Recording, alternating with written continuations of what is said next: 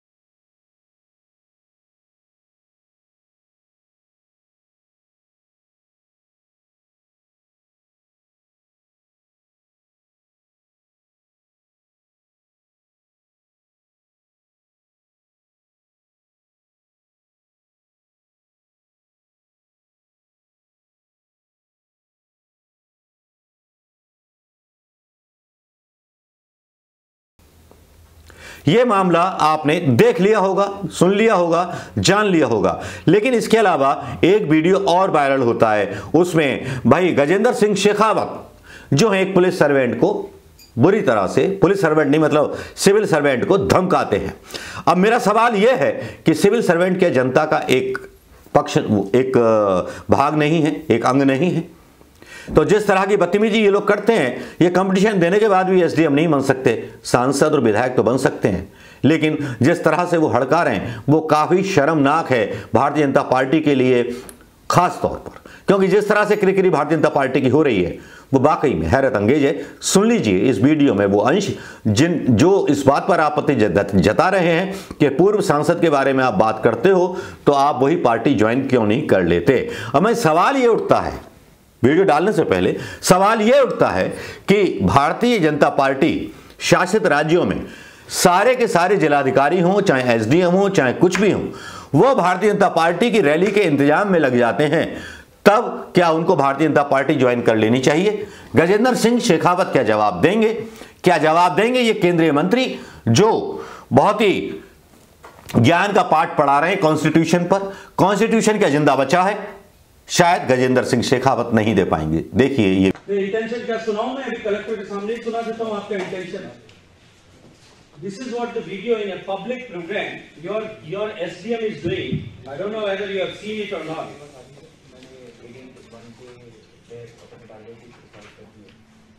कमाल हो गया कि जो आप पब्लिक प्रोग्राम में खड़े होकर के सांसद को पासिंग मार्क्स दे रहे हो और फिर भी आप नौकरी कर रहे हो। क्या इंटेंशन था आपका? हाउ डेयर, आपने कैसे कहा कि आज के जो प्रेजेंट सांसद तो आते ही नहीं है, पुराने सांसद आते हैं? आपको अटेंडेंस रजिस्टर रखने के लिए बनाया हुआ वहां पे? कैसे हो गया slip of tongue? This is all intentional mister SDM. ये जो है ना, आप ये अभी नौकरी पे पद पे रहने की लालसा में आप लोग जिस तरह के कृत्य करते हो, ये सरकारें स्थायी नहीं होती हैं। ये सरकार 12 महीने बाद में, 1 साल बाद में बदल जाएगी। तुमको अभी 20 साल नौकरी करनी है। उस प्रोग्राम में बुलाया था आपने सांसद को, you are the responsible man, और आप खड़े होकर के कह रहे हो कि उनसे ज्यादा एक्टिव है, ये ज्यादा दिखते हैं, वो कम दिखते हैं। Who has given you this right? You are an administrative officer and working with the affirmation of the constitution. Is it your conduct? And have you apologized with the सांसद के साथ? मेरे से गलती होगी जाकर के, मैंने अभी कभी जिंदगी में ऐसा गलती नहीं करूंगा।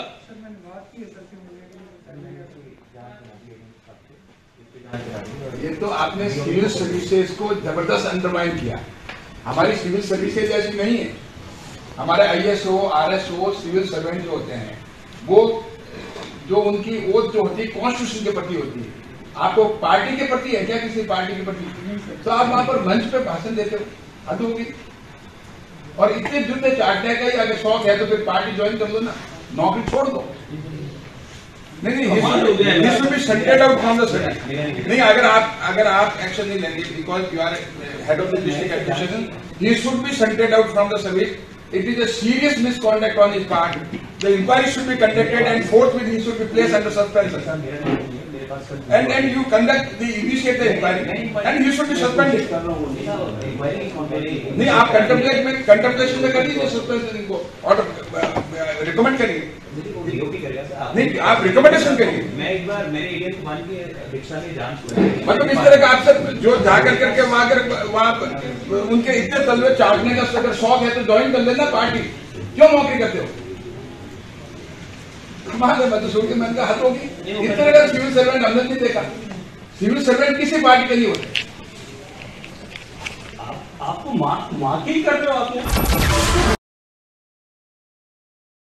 यह वीडियो आपने देख लिया होगा दोस्तों। इस वीडियो को देखने के बाद अब आप तय कीजिए कि गोडसेवादी गुंडावादी हैं या वो लोग गुंडावादी हैं जो लोग लोकतांत्रिक तरीके से अपने वोट मांग रहे हैं। गुंडावादी पार्टी की जो चंदा है, जो डोनेशन है, जो पैसा है, वो 4-4.5 हजार करोड़ से ऊपर बढ़ जाता है, और जो पार्टी कांग्रेस पे 86 में बनी उसके पास सबसे कम चंदा 656 करोड़ रुपए होता है। अब आप खुद ही सोच लीजिए कि कितने बड़े संसाधन इनके पास हैं और कितने बड़े आडंबरी और साधु के वेश में शैतान बैठे हुए हैं भारतीय जनता पार्टी के ये नेता, जिन्होंने देश को बेचने की कसम खाई है। 70 साल में बनाया कुछ नहीं, केवल बेचने की कसम खाई है। बेच रहे हैं सबका भविष्य, देश का भविष्य, और देश को बर्बाद करने के बाद आपको तो पता ही है, कह दिया है कि झोला डंडा लेकर के चल पड़ेंगे। नमस्कार, जय हिंद दोस्तों।